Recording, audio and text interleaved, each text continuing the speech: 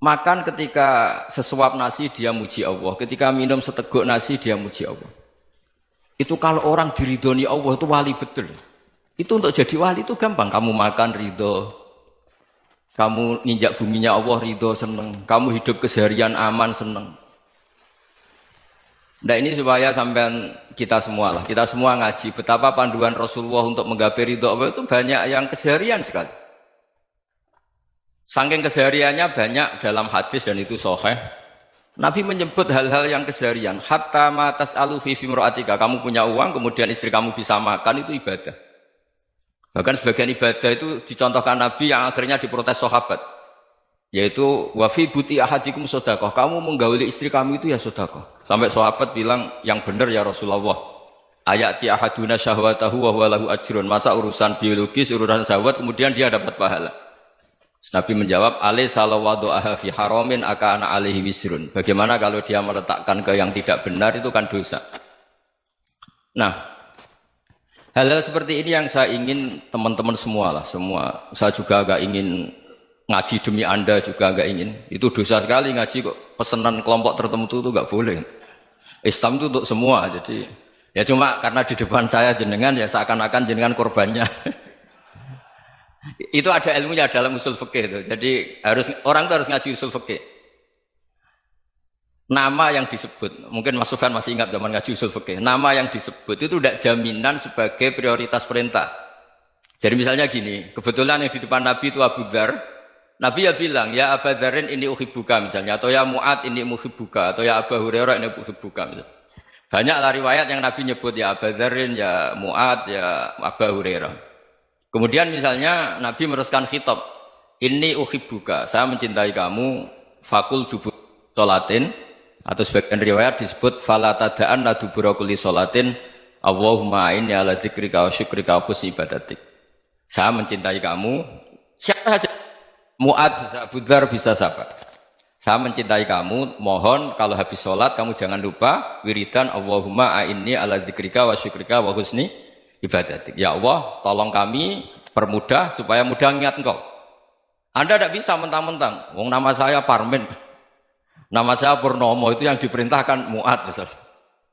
Jadi yang disebut satu, tapi khitab itu untuk siapa saja. Saya teruskan. Jadi saya mohon semua kita melakukan kebaikan itu, kalau dalam kaidah fikih disebut al-yakin la yuzalu bisyak.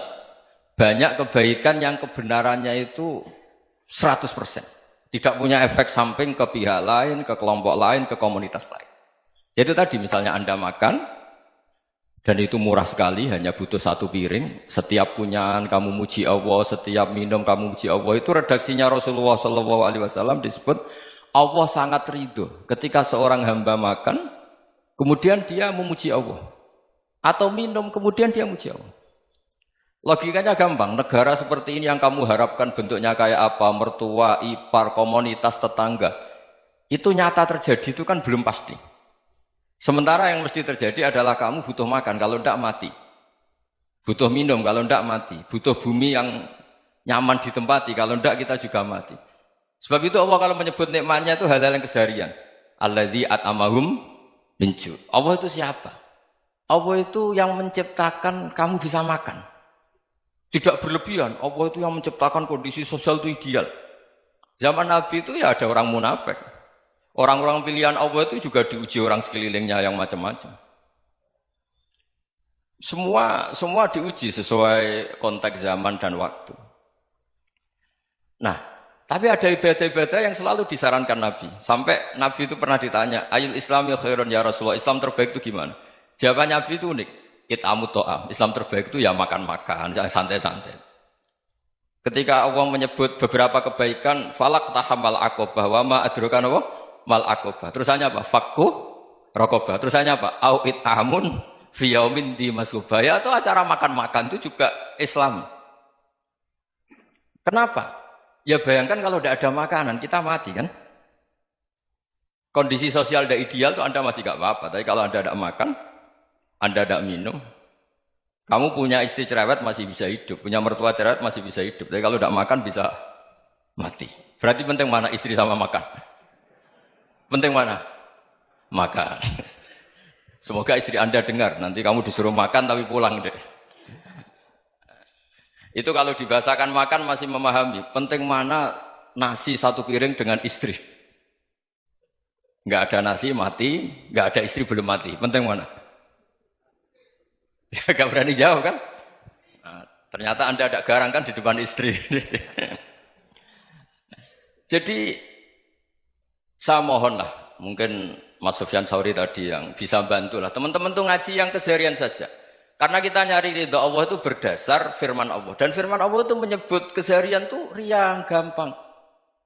Yaitu tadi misalnya wa min ayatihi manamukum bil-laili wan-nahar. Termasuk ayat-ayat Allah itu kamu tidur. Maka dulu itu ada guyonan, ada tokoh Mu'tazilah, kelompok dalam Islam yang berpikir manusia itu bisa menentukan ikhtiarnya sendiri. Karena saya bisa duduk, ingin berdiri, berdiri. Karena kelompok ini nggak terima kalau semua kehendak Allah, nanti bagaimana kalau semua kehendak Allah kok ada hisab ya, ada sanksi. Lucunya itu, dia akhirnya, ini cerita ya, mencintai seorang perempuan, cantik sekali. Dan itu dia menjadi ahli sunnah itu oleh hal-hal yang sepele. Karena istrinya cantik, ya namanya suami istri itu hubungan intim. Terus ditanya, Mas, masih ingin lagi? Masih. Silahkan diulang lagi. Wah ya tidak bisa. Katanya manusia bisa menentukan yang diinginkan. Itu tobat itu. Itu nggak bisa ditobatkan Mas Sufyan Ats-Tsauri. Orang cantik yang mudah nobatkan orang itu orang cantik. Segampang itu. Akhirnya kita tahu, makanya kalau dalam kitab Hikam itu disebut al-aqil mayyakul madza yaf'alu wa hubi wal ghafil mayyakul madza af'al. Orang yang punya akal karena sadar ini wilayah Allah, semua milik Tuhan. Itu dia tiap hari berpikir, besok Allah akan melakukan apa terhadap dunia ini. Kamu merencanakan sesuatu mau plesir, ternyata gempa. Mau wisata ke Rusia, ternyata perang. Kamu tidak pernah tahu apa yang akan terjadi besok. Wa ma tadri nafsum madza taksibu ghadan. Tapi anda semua kita ini sering punya jadwal permanen. Makanya saya kalau diundang siapa saja, sana takdir. Yang jelas Gus ini acara penting. Ya masih acara penting nak pangeran ngersakno piye? Kowe ape dadi pangeran, kamu kok mau jadi Tuhan. Itu kadang ya kiai. Penting Gus acara ini jenengan harus memastikan bisa. Loh kamu itu yang ngajarin tauhid, sesuatu itu biadillah kok bilang-bilang apa pasti. Kalau maksa terus tak tobatkan kamu kata saya. Ya kalau gitu Gus bilang insya Allah. Wah itu hati saya, fisik saya, roh saya sudah bilang insya Allah. Tidak usah kamu latih kata saya. Nah hal-hal tauhid keseharian itu gampang sebetulnya. Wal ghafil yaqulu madza af'al. Tapi orang yang lupa Allah dia setiap hari bilang besok apa? Kita bisa melakukan apa? Seakan-akan dia itu aktor, dia penting, dia subjek permanen, dia. Padahal kita ini hanya objek kehendak Allah Subhanahu wa taala. Karena kita yakin sesuatu yang terjadi di alam raya ini kita tidak bisa apa-apa. Makanya saya sering ngaji, sering bilang saya. Ketika Anda mensifati Allah, dia yang menghidupkan. Sudah itu tanamkan, sehingga ketika kita mati, santai saja. Kenapa santai? Allah punya cara menghidupkan kita. Zaman kita hidup juga gak tahu caranya ngelola jantung, ngelola paru-paru. Kamu juga gak tahu ngelola oksigen yang tidak beracun, tidak ngandung polusi. Tahu-tahu hidup. Gak ingin tua ya tahu-tahu tua. Gak ingin mati, tahu-tahu mati. Selama ini kita hidup juga gak tahu apa-apa sebetulnya. Hanya gaya tok, punya jadwal, punya planning. Kalau kamu bisa menentukan pilihan Anda, pasti Anda istrinya cantik, 4 neriman semua, kona'ah semua. Nyatanya enggak kan? Ada 1 jelek, cerewet. Oh itu kan, nyatanya enggak bisa apa-apa Anda kan? Dan kamu bawa mati lagi. Itu kan, istri Anda juga gitu, punya keinginan, punya suami yang ganteng, yang jabat, yang neriman, yang enggak poligami. Ya enggak kesampaian juga. Kalau kita ngitung tingkat kegagalan kita itu gagal terus. Ya kan? Nah, terus ingat Allah. Madza yaf'alu wa hubi. Orang yang punya akal selalu berpikir Allah itu menghendaki apa terhadap saya. Lalu sama-sama orang ngelihat orang yang serius. Itu kata Anda itu pemikir berat, serius. Senang punya tokoh yang merengut karena kamu anggap serius. Tapi sebagian orang anggap orang yang serius itu wong merengut, wong masam, wong muka kok ditekuk. Jadi sama itu hati ya muqallibal qulub tsabbit qalbi ala dinik, karena kita enggak tahu cara berpikir kita tentang orang lain, tentang sekeliling kita. Misalnya kita orang baik yang jenis ngrumat fakir miskin. Ada orang bangun masjid mewah itu janggal. Apa artinya masjid mewah kalau banyak orang kelaparan? Tapi kalau yang jenis pendidikan apa artinya masjid mewah kalau tidak bisa ngaji? Nanti yang jenis infrastruktur apa artinya ini kalau semuanya punya sudut pandang yang berbeda-beda. Dan Islam mengapresiasi semua kebaikan. Tapi katakan semua kebaikan itu adalah kehendak Allah Subhanahu wa taala. Karena apapun baik Anda itu pakai fasilitas yang diberikan oleh Allah Subhanahu wa taala. Sehingga ini yang disebut qulillah tsumma dzarhum fi khawdihim yal'abun. Ya kembali tadi ke tema-tema bahwa keseharian Anda ini sudah Islami. Saat Anda tidak bisa melakukan apa saja. Saya sering ada jenazah, biasanya kalau tetangga meninggal saya sering disuruh ngelepas.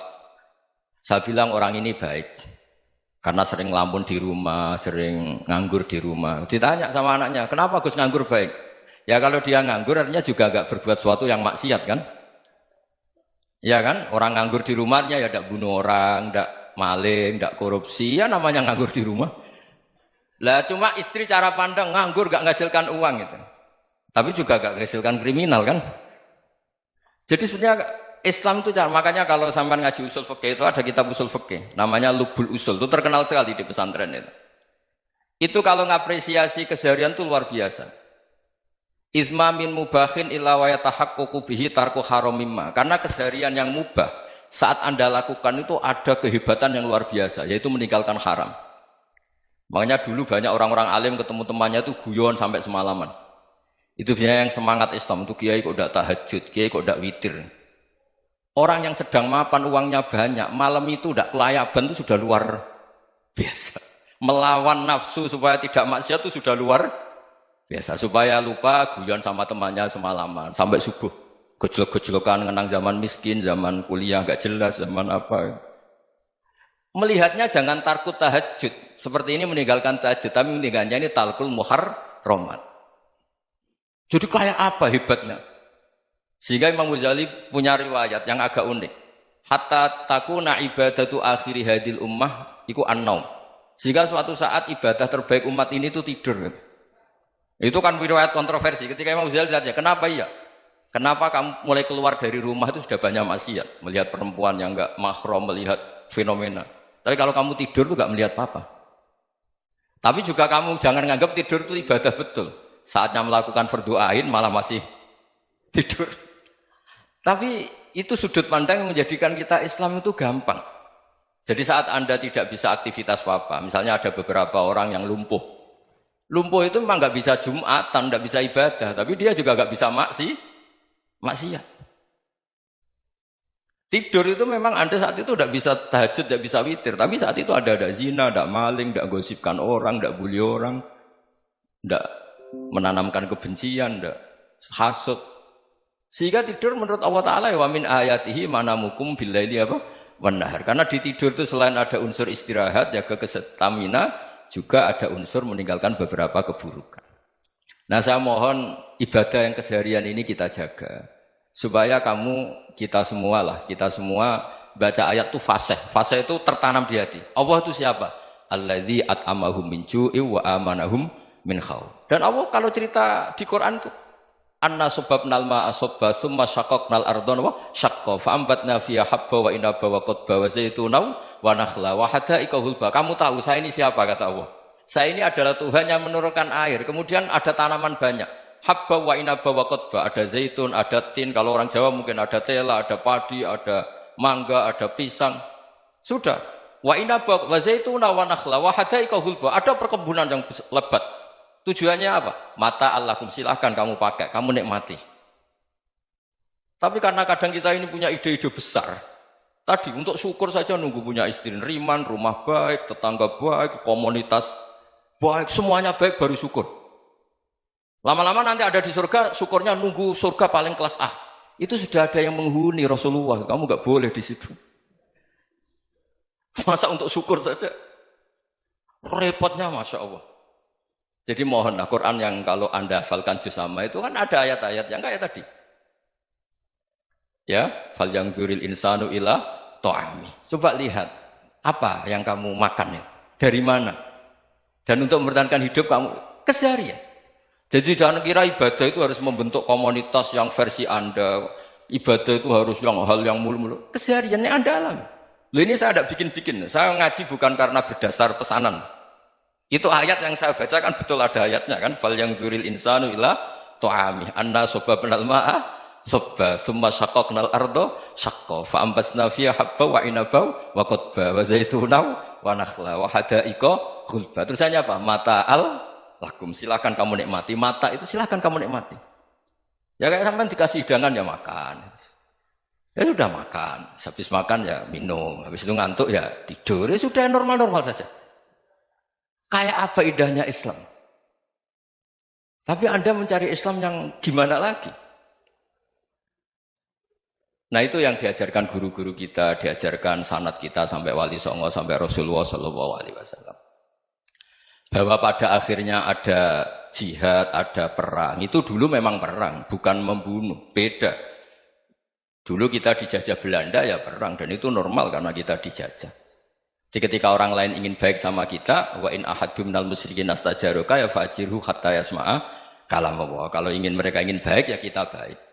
Makanya ada istilah musta'man, mu'ahad. Kalau mereka ingin damai, berdampingan dengan kemajmukan ya itu yang lebih baik. Karena memang Islam menghormati proses perdamaian. Wa in janahu lis-salmi ya fajnah lah. Kalau ingin damai ya kita harus